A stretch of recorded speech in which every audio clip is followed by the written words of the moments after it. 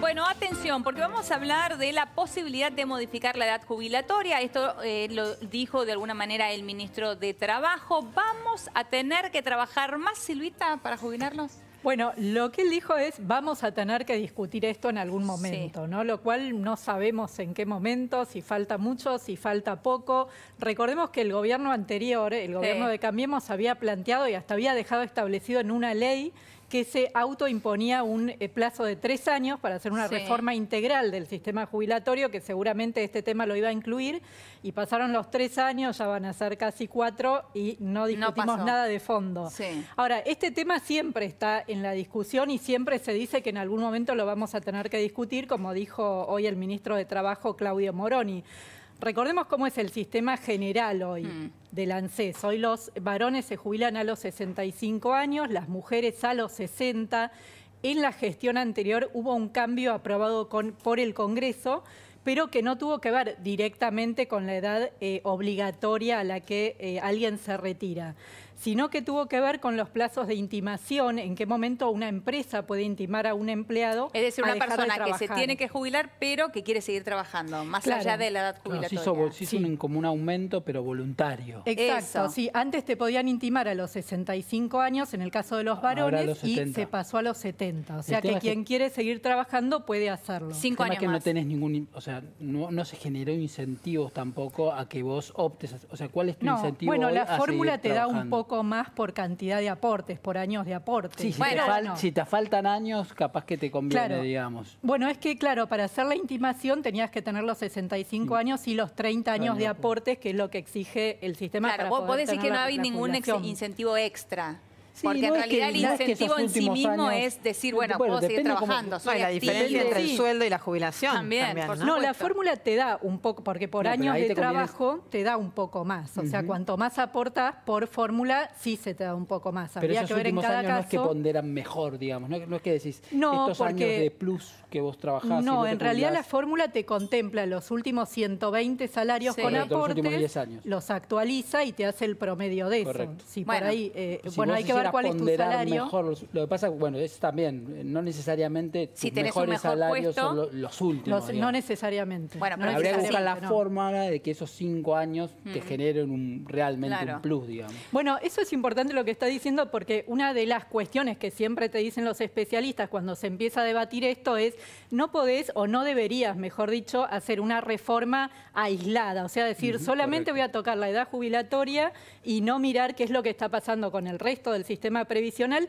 y también con el sistema laboral, que es lo que está pasando en el mundo laboral. Claro. Con el costapropismo por vía monotributo. Sí, es un problema. ¿Qué está pasando con la densidad de aportes? Si podés seguir exigiendo, no sé, 30 años de aporte y nada más y no generar, por ejemplo, prestaciones proporcionales para quienes hagan menos aportes. Hay un montón de por eso hablas de una revisión integral y de fondo que hablamos siempre del tema de una reforma integral donde lo de la edad es una parte, digamos. Y de hecho pasa en todo el mundo, digamos. Ahora, el tema de la edad igual es un tema que hay que debatir porque todos vivimos más tiempo. No es lo mismo los 60 de antes que los 60 de ahora. Todo el mundo fue la igualación de la... justo son 3 mujeres y un varón. Las mujeres son más longevas. Bueno, en todo el mundo estamos en una época de sexualidad autopercibida y en todo el mundo se tiende a igualar la edad del hombre y la mujer, digamos. Argentina sigue con un esquema donde eso todavía no ocurre. Bueno, pero en un momento cuando se habló de la posibilidad de cambiar la edad de jubilación, se habló de 65 a 67 para los hombres y de 60 a 65 para las mujeres. Bueno, ese salto justamente lo que hacía era achicar la distancia un poquito la diferencia entre que ahora son de Claro. En el mundo se tendió a igualar las edades y obviamente a aumentarlas, digamos. Pero... No, y además cualquier cambio que se haga acá o en cualquier parte del mundo, también la recomendación siempre es que sea gradual. Hoy Moroni dijo algo de gradualismo y que sea hacia adelante. O sea, se entiende que uno no puede afectar los derechos del que ya está muy cerca de jubilarse. No le puedes correr el arco cuando está por meter el gol.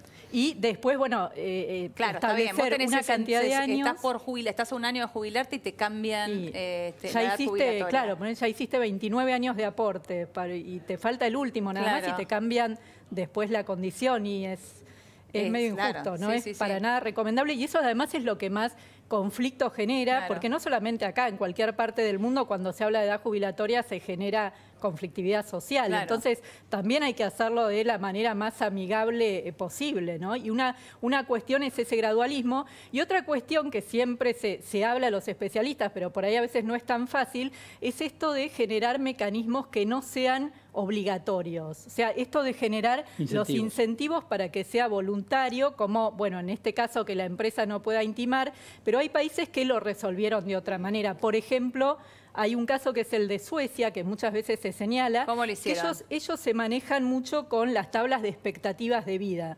Entonces, al momento que alguien se va a jubilar, le dicen, bueno, a partir de determinada edad podés acceder a una prestación, pero ten en cuenta que cuanto antes te jubiles dentro de ese rango de edad que te lo permite, yo te voy a pagar una mensualidad menor. ¿Por qué? Porque tu expectativa de vida desde ese momento que te jubilás es mayor. En cambio, si esperás más tiempo y seguís aportando, bueno, la mensualidad va a resultar cada vez mayor. Porque obviamente tu expectativa de vida son es los incentivos que decía Gaby recién, sí, ¿no? Es incentivar a trabajar más tiempo para después tener una mejor prestación. También está el tema de lo que hablábamos ayer, un sistema que se volvió no contributivo.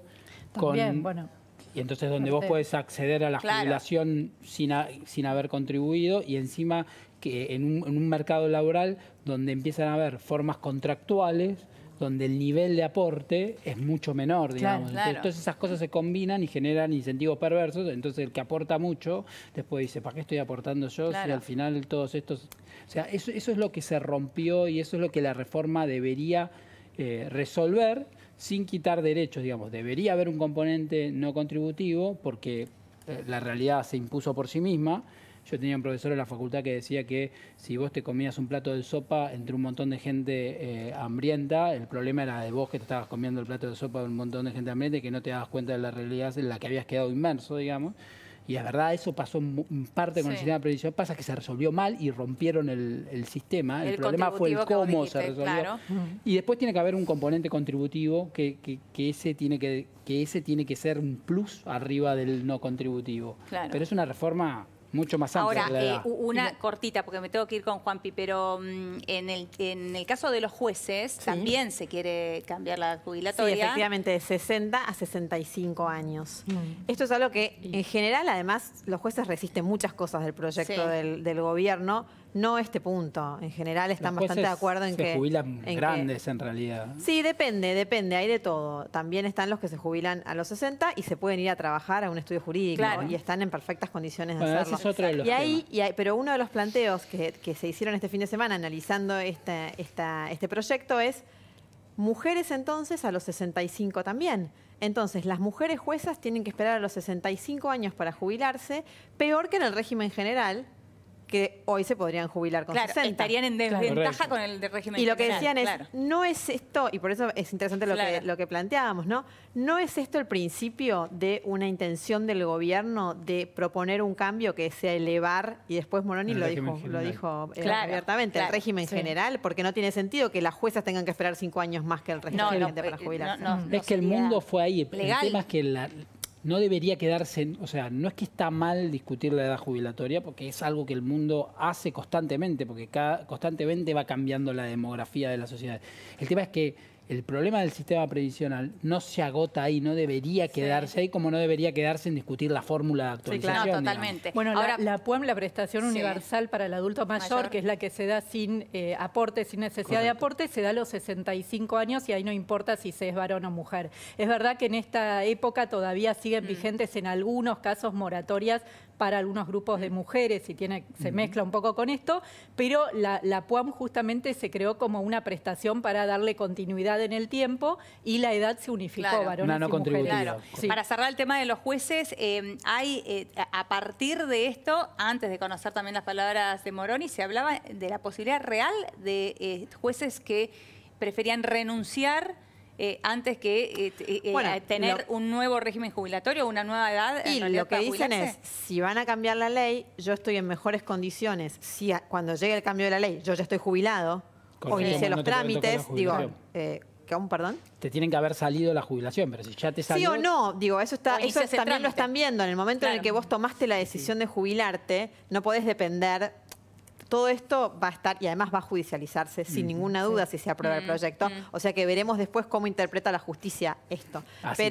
Pero lo cierto es que no es lo mismo si vos iniciaste los trámites, si vos tenés la jubilación concedida, entonces lo que dicen es, bueno, si va a cambiar, prefiero jubilarme ahora. Pero también hay un tiempo entre medio, la miro, cada vez que me hablo de jubilación, la miro a Celia, que es nuestra especialista absoluta, entre que vos pedís la jubilación y la jubilación efectivamente se concede. Entonces, lo que dicen es qué pasa, y de hecho que se efectiviza, ¿no? De alguna manera. ¿Qué pasa en ese periodo de tiempo? Claro, ¿qué pasa si el trámite administrativo de presentarte esa jubilación no está hecho y entre medio sale el cambio de ley? Entonces quedás atrapado y terminas presentando la renuncia después de la reforma. Bueno, todas estas cosas es lo que está especulando de alguna manera la justicia, ¿no? Bueno, veremos a ver cómo sigue. Nos vamos de acá al encuentro de Juan Pablo Zanotto. Juanpi, nos llevas al Ecoparque porteño porque trasladan a la elefanta Mara.